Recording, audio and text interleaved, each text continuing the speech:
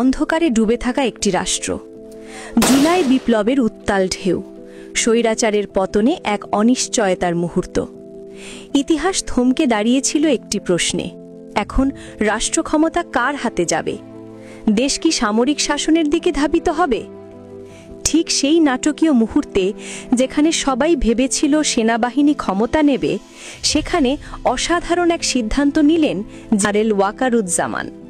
ক্ষমতা দখলের সহজ পথ সামনে থাকা সত্ত্বেও তিনি পিছিয়ে গেলেন।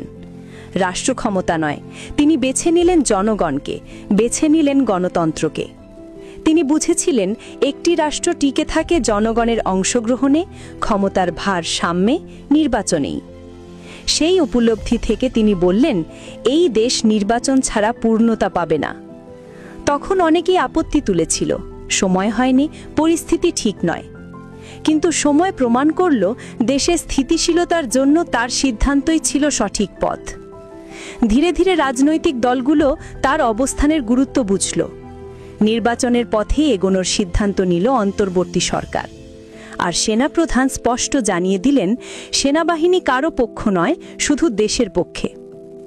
তার বিপরীতে বিদেশে পালিয়ে থাকা অনলাইন অ্যাক্টিভিস্টদের একটি দল, স্বৈরাচারের দোসর, বিদেশি স্বার্থে পরিচালিত কিছু গোষ্ঠী নির্বাচন ঠেকাতে মরিয়া।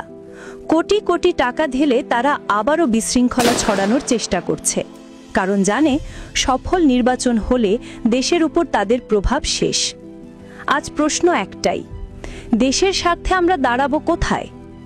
গুজব, বিশৃঙ্খলা আর বিদেশি প্রভাবের পাশে, নাকি গণতন্ত্রের পক্ষে দাঁড়ানো দায়িত্বশীল পেশাদার সেনাপ্রধান ওয়াকারের পাশে? সময়ের দাবি পরিষ্কার, শান্তি, স্থিতিশীলতা ও গণতন্ত্রের পথে হাঁটতেই হবে। গুজব নয়, আতঙ্ক নয়, আস্থা রাখতে হবে সেই নেতৃত্বে যারা ক্ষমতার নয়, রাষ্ট্রের পক্ষে দাঁড়ায়। দেশের ভবিষ্যৎ এখন আমাদের হাতেই, এটাই সিদ্ধান্ত নেবার সময়।